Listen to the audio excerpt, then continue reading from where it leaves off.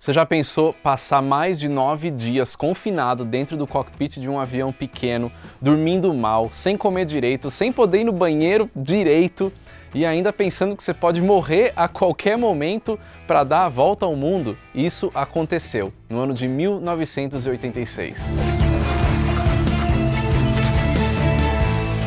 Fala pessoal do Aero, tudo bem? Nesse vídeo eu vou contar a história do primeiro avião que deu a volta ao mundo sem reabastecer, o Rutan Voyager. Mas antes eu queria primeiro agradecer todo mundo que estava ontem no nosso segundo encontro Palestras da Aviação. O evento foi um sucesso, foi muito legal encontrar muitos de vocês lá, espero que quem esteve lá tenha gostado bastante, agradecer também todos os palestrantes que fizeram parte desse dia, obrigado e vamos preparar para o próximo ano. E também queria perguntar se você está inscrito no canal, porque se você não tiver inscrito, já clica no botão de se inscrever aí e também aciona o sininho para você receber notificações de vídeos como esse daqui e outros aqui do canal. Se você já é inscrito, verifica se a sua inscrição tá ok e não esquece do sininho para você saber dos vídeos, beleza?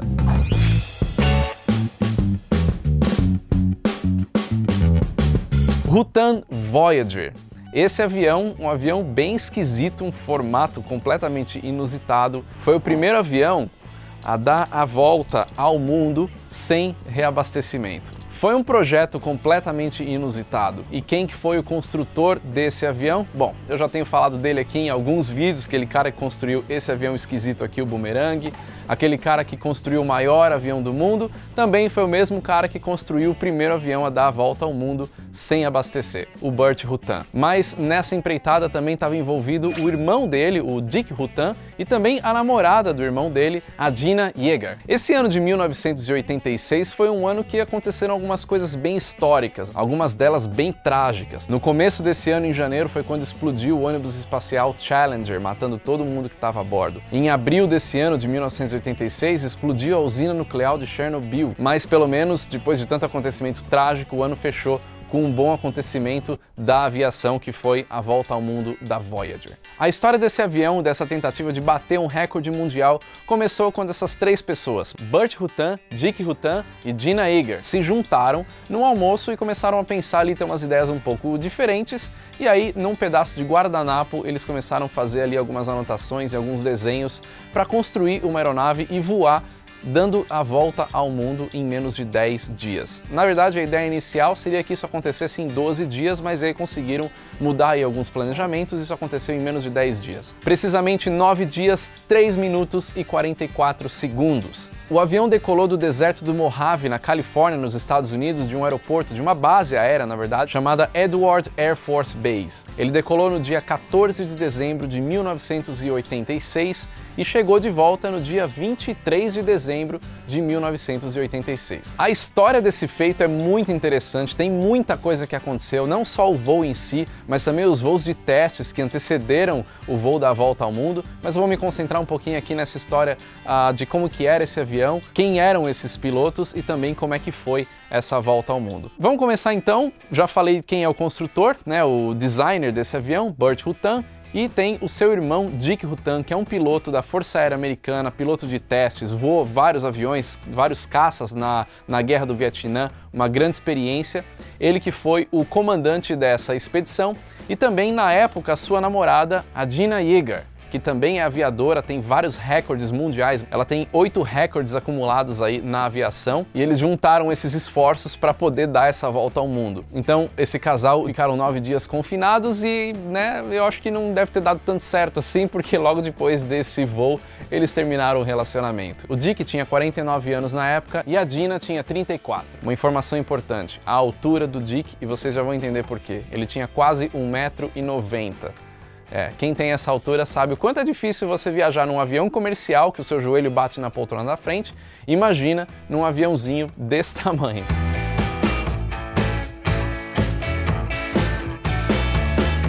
O projeto começou em 1981, quando eles tiveram essa ideia. Em 1982 começou a construção da Voyager e a ideia inicial era para ser um projeto de até 18 meses. Mas várias coisas entraram em questão, como a própria construção da aeronave em si, o planejamento dessas rotas todas, as permissões de todos os lugares que eles precisavam passar e também todos os voos de teste. Isso resultou em quase 6 anos de projeto. A ideia do Burt Rutan era criar uma aeronave com o propósito único de dar a volta ao mundo.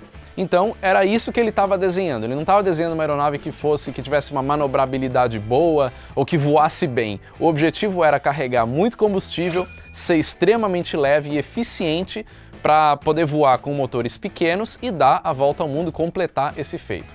Então, o próprio Dick Rutan disse que o avião era horrível de voar. Era um péssimo avião, porque o objetivo único era dar a volta ao mundo e ele conseguiu fazer aquilo que ele foi projetado para fazer. O Voyager foi construído onde hoje é a Scaled Composites, que é a empresa de fabricação de aeronaves do Burt Rutan. Na época ainda chamava Rutan Aircraft Factory. Essa empresa fica no Civilian Flight Test Center, no deserto do Mojave, que é um aeroporto ali, e ele decolou para começar essa expedição, essa volta ao mundo, no aeroporto bem pertinho ali, que é o Edwards Air Force Base que eu falei antes. Agora, para fazer essa aeronave ser tão leve, eles usaram alguns materiais aí compósitos, né? E inclusive essa foi a primeira aeronave a ser totalmente construída com material compósito. Na verdade, 98% da estrutura dela é desse tipo de material. E o que compõe, né, o material compósito? Normalmente é fibra de vidro, fibra de carbono, alguns tipos de fibra de carbono, Kevlar e uma colmeia feita de um tipo de papel que vira um sanduíche, né? Tem a colmeia no meio e revestida aí por ou fibra de carbono ou fibra de vidro. Isso cria um material ultra resistente e também muito leve, que era exatamente aquilo que eles precisavam para um avião como o Voyager. Como eu falei antes, o Burt Rutan precisava construir um avião extremamente eficiente, que consumisse pouco combustível e que fosse resistente para poder atravessar o planeta inteiro em condições meteorológicas que seriam encontradas no caminho, que, né, sempre pode ter algum tipo de problema ali. O Voyager voou mais de 42 mil quilômetros para dar essa volta. Foram 216 horas, 3 minutos e 44 segundos, numa velocidade de 186 quilômetros por hora de média, numa altitude média de 11 mil pés. Foram mais de 22 mil horas de trabalho. E tem algumas características interessantes desse avião. Vamos começar pelos motores. O avião tem 2 motores, os 2 na fuselagem principal, na fuselagem onde vão os pilotos, um na frente e outro atrás. O motor da frente ele tem um pouco mais de potência, 130 HPs, e o motor de trás, 110 HPs. O motor da frente é refrigerado a ar, como os motores aeronáuticos que a gente conhece, e o motor de trás é refrigerado a líquido. Só que o motor da frente foi usado só na decolagem, para dar mais potência para a decolagem, e também em momentos que eles precisavam sair de algumas situações meteorológicas ruins, para subir, para voar acima de formações, enfim, para ter um pouco mais de performance. Esse motor da frente foi usado num total de um pouquinho mais de 70 horas, então praticamente 1/3 do voo só.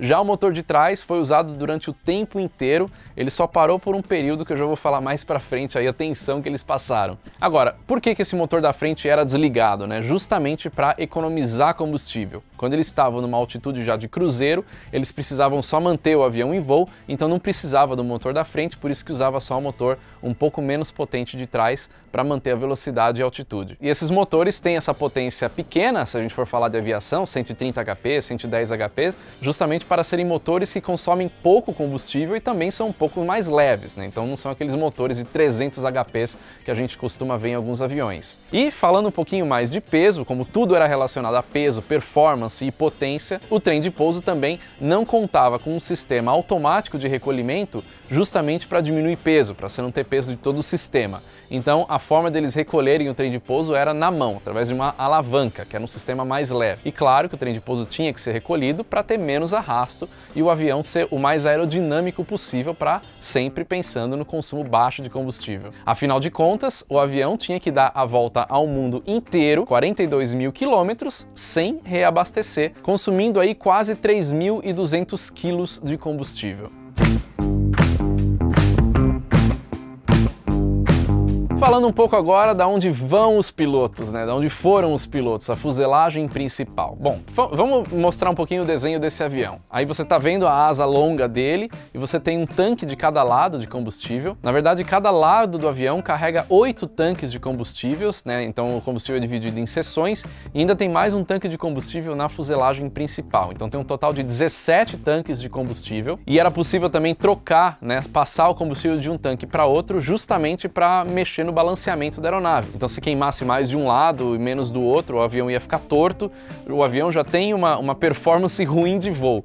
Então ainda se ele perdesse aí essa questão de balanceamento ia ficar bem ruim. Então o Dick e a Dina podiam trocar o combustível de um lado para o outro. Mas essa fuselagem principal, a fuselagem no meio onde estão os motores, estão também os tripulantes, o Dick e a Dina. Mas é um lugar bem apertado, mal dava para ficar em pé. O assento principal do piloto fica do lado direito e aí do lado esquerdo tem também um tipo de uma, não vou nem poder chamar de cama, é mais um lugar onde o piloto podia ir se esticar nas horas de descanso. Então ficava um ali sentado no cockpit, analisando todo o voo, fazendo as tarefas de voo, de navegação, de pilotar o avião, de administrar ali o piloto automático, porque o avião voa no cruzeiro com o piloto automático, claro, ninguém é capaz de ficar 9 dias direto ali pilotando um avião sem soltar a mão. E do outro lado ficava então essa área de descanso que, se é que a gente pode chamar bem assim de uma área de descanso, dava pelo menos para esticar a perna. Ou seja, basicamente a cabine era o suficiente para caberem os 2 pilotos, os suprimentos e também os sistemas de voo ali que compunham tudo isso. E é claro que para você fazer uma expedição dessa, para você dar a volta ao mundo desse jeito, não é só pegar o avião e falar, opa, beleza, vamos lá,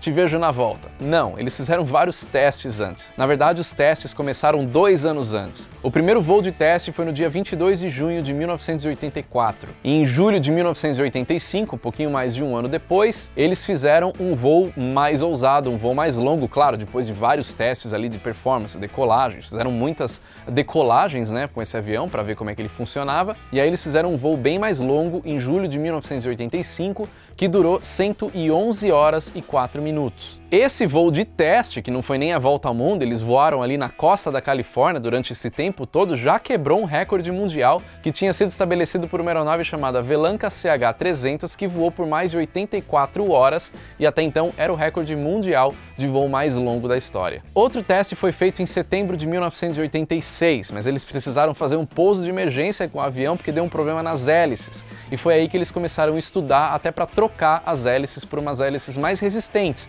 Afinal de contas, o voo ia durar 9 dias direto.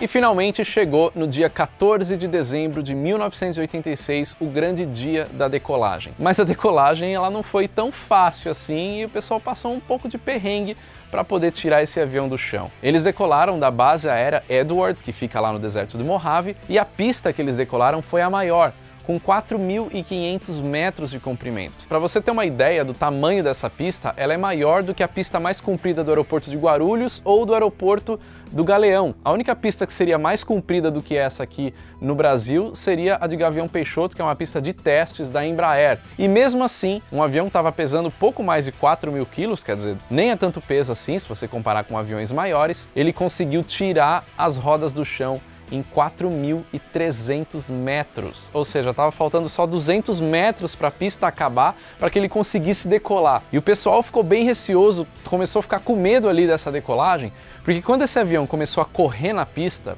as asas, elas praticamente encostaram as pontas no chão, porque tinha muito peso de combustível nessas asas. Eles não tinham feito nenhum teste antes com esse peso todo. Então a primeira vez que eles colocaram o peso total de decolagem foi no dia do voo. E aí quando eles começaram a correr para a decolagem, as asas encostando no chão e elas foram batendo as pontas no chão. Isso fez com que os winglets das pontas das asas ficassem danificados.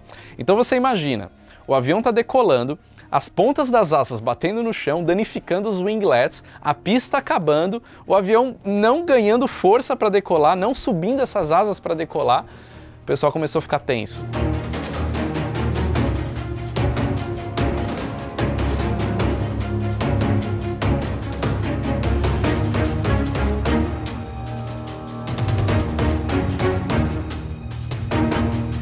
Logo do lado tinha um avião com o Burt Rutan, que é o designer desse avião, que estava decolando junto e ia acompanhar até sair um pouco ali da costa da Califórnia. Quando o Burt Rutan viu que isso daí estava acontecendo, começou a rolar uma tensão no rádio, o pessoal começou a ficar um pouco desesperado porque talvez a missão teria que ser abortada. A asa, ela é muito flexível, então ela tem uma deflexão assim nas pontas, né? Ela arca até 1,5 metro, é bastante coisa, e elas estavam caídas no chão. Chegando no final da pista, elas começaram a subir e o avião finalmente saiu do chão quando ele atingiu 100 nós de velocidade, que dá mais ou menos 182 km por hora.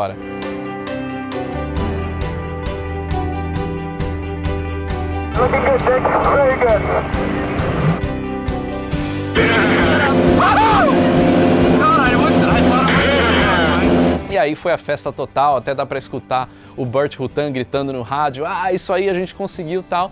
Só que tinha um outro problema para resolver, que era a questão dos winglets. Os winglets foram danificados, então eles estavam praticamente pendurados ali depois que decolou, e isso precisava ser resolvido. Não dava para continuar um voo de tanto tempo para dar a volta ao mundo com um avião danificado. Pois o avião com o Burt Rutan chegou um pouco mais perto, eles fizeram uma análise ali e o Burt Rutan viu que aquele tipo de dano não comprometeria o voo. Então ele resolveu deixar o avião seguir. Só que para isso eles tinham que arrancar de alguma forma os winglets que estavam pendurados, porque aqueles winglets passaram a mais atrapalhar do que ajudar o voo. Para fazer isso então, para se livrar dos winglets quebrados, eles aumentaram a velocidade do avião, fizeram algumas manobras ali para aumentar a força G, e aí os dois foram arrancados. Sobrou só as pontas das asas abertas, com parte da espuma aeronáutica aparecendo ali, mas nada que comprometesse. O próprio Burt Rutan visualmente falou que não comprometeria combustível nem a performance do avião, então a coisa poderia andar. E acho que isso aí pode até ter ajudado o avião, viu? Porque a ideia inicial era eles fazerem esse voo em 11 dias, fizeram em 9. Quem sabe não foi o winglet arrancado que melhorou a performance. Um desses winglets caiu no quintal de uma casa ali da região e ele está exposto no Museu Aeroespacial em Maryland, no estado de Maryland, nos Estados Unidos. O outro winglet nunca foi achado, acho que deve estar na sala de alguém aí servindo como decoração, uma peça que caiu do céu.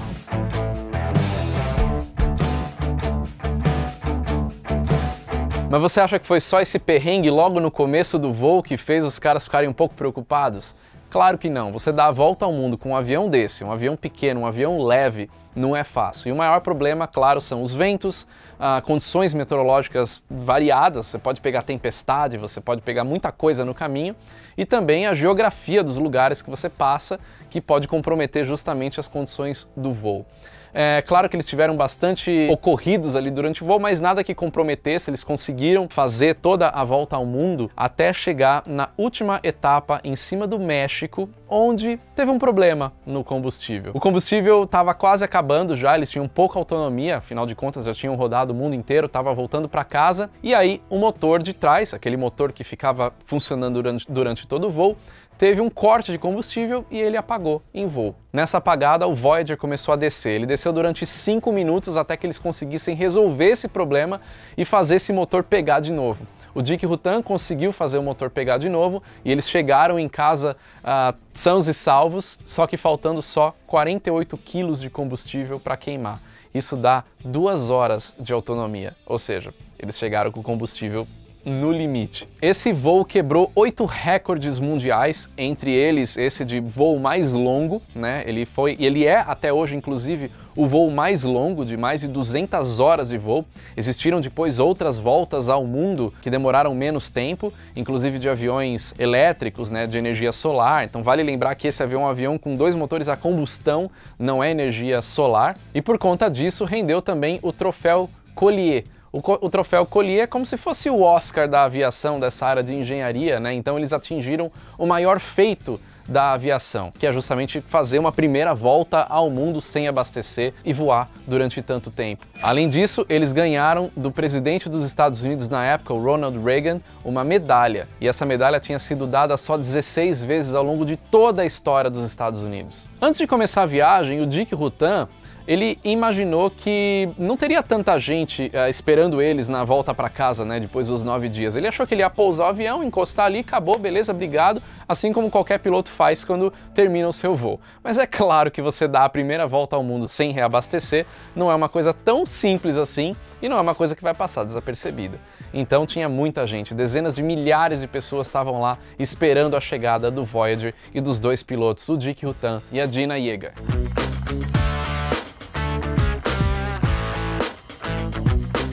Mas ainda falando desse voo, claro que você estar confinado durante 9 dias num espacinho como esse, apesar deles não terem passado por muito perrengue no meio do caminho, tem algumas histórias ali que acontecem, né, nesses 9 dias. Aquela cama que eu falei, que fica do lado esquerdo ali da cabine do avião, tinha só 60 centímetros de largura. Ou seja, praticamente cabe uma pessoa deitada. Se você quiser abrir os braços ou as pernas, você não consegue, não cabe. E lembra que eu falei que o Dick Rutan tem quase 1,90 m de altura?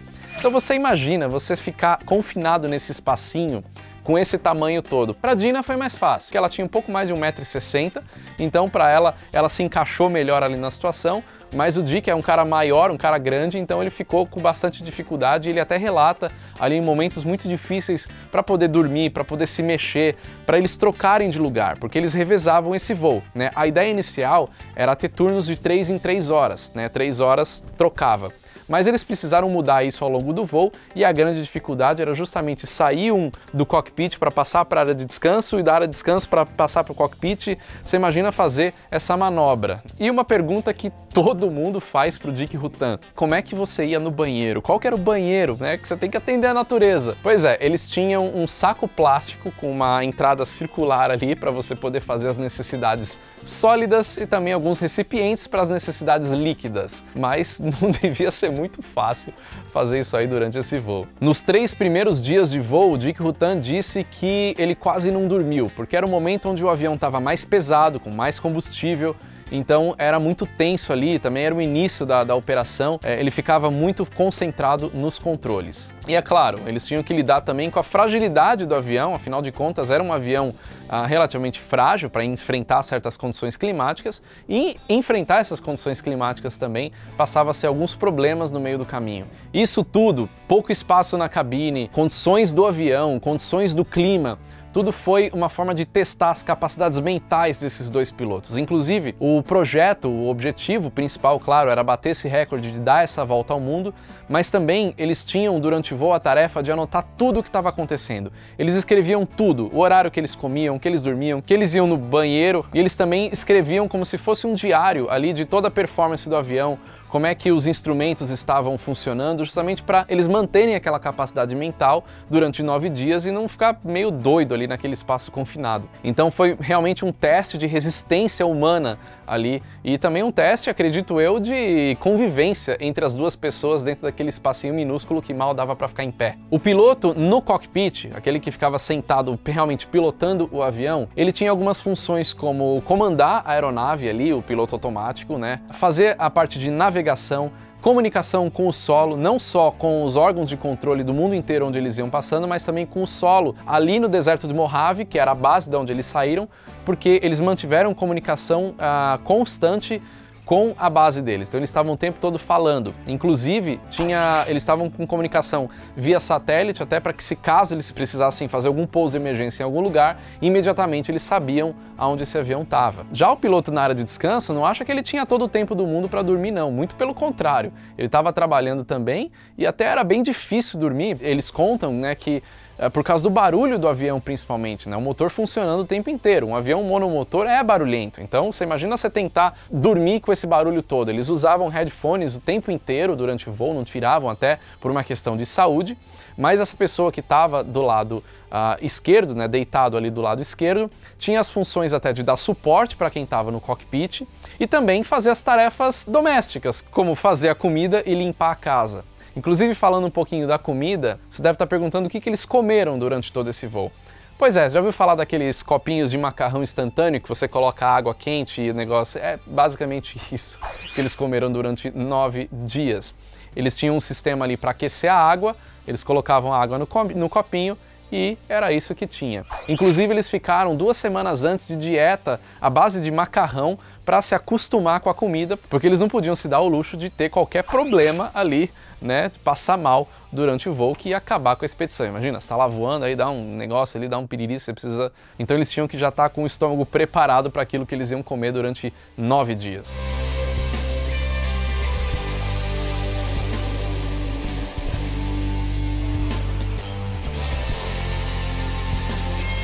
Apesar de tudo isso, de todos esses problemas, perrengues, comida, enfim, eles chegaram de volta em condições muito boas. Eles estavam perfeitamente bem, então eles sobreviveram ao feito e bateram esse recorde. Mas é fácil a gente falar isso hoje, né? 33 anos depois. Agora, o próprio Dick Rutan diz que ele tem razões muito boas para odiar essa aeronave. Primeiro porque ele achava que podia não funcionar, afinal de contas, né, você dá a volta ao mundo ali com uma aeronave dessa, né, pode ser que não funcione.